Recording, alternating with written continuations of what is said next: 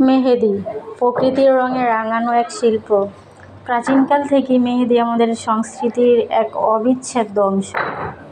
বিয়েবাড়ি, ঈদ, পূজা কিংবা উৎসব সব কিছুর সাজে মেহেদির গুরুত্ব অপরিসীম। শুধু হাত পা রাঙানো নয়, মেহেদি এক ধরনের ভালোবাসা, আনন্দ আর আবেগের প্রকাশও বটে। মেহেদির ইতিহাস মিশরীয় সভ্যতা থেকে শুরু করে ভারতীয় উপমহাদেশে সবখানেই মেহেদির ব্যবহার ছিল ব্যাপক। ইতিহাস ঘাঁটলে জানা যায়, ক্লিওপেট্রা পর্যন্ত নাকি তার সৌন্দর্য চর্চায় মেহেদি ব্যবহার করতেন। হাজার হাজার বছর ধরে মেহেদি শুধু রূপচর্চার অনুষঙ্গ নয়, বরং এটি স্বাস্থ্য সুরক্ষার এক প্রাকৃতিক পদ্ধতিও।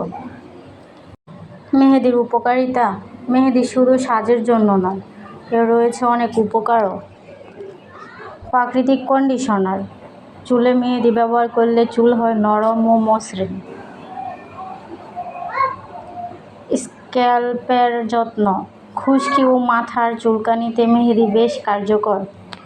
শরীর ঠান্ডা করে মেহেদি শরীরের তাপমাত্রা কমাতে সাহায্য করে, বিশেষ করে গরমকালে। ত্বকের রোগ নিরামক প্রাকৃতিক অ্যান্টিসেপটিক হিসেবে কাজ করে।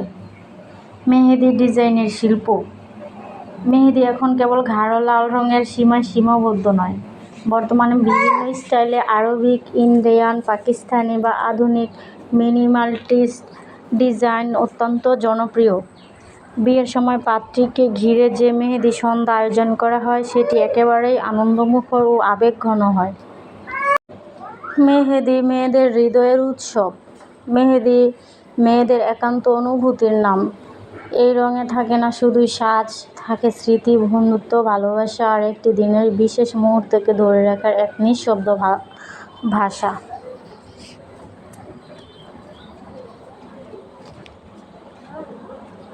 মেহেদি কেবল রং নয়, এটা সংস্কৃতি, ঐতিহ্য আর আত্মপ্রকাশের এক উপায়।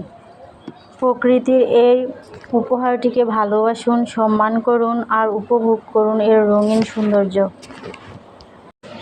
সবাই মেহেদি দেয় এপিঠ ওপিঠ, আর আমি দিয়েছি তেড়া। এদিকে আমি বটি নিয়ে বসে আছি, মাংস কাটতে কাটতে আমি অস্থির হয়ে গেছি। ঈদের দিন সারাটা দিন আমার কাজে কাজে গেছে, আমি এখনো গোসলও পর্যন্ত করি নাই। দেখুন প্রকৃতি কি সুন্দর সাজে সেজেছে। আপনার কাছে কি চাঁদ রাত মানে মেহেদি রাঙানো? ধন্যবাদ আমার ভিডিওটি দেখার জন্য। সবাই ভালো থাকবেন। আসসালামু আলাইকুম রহমতুল্লাহি ওয়া বারাকাতুহু।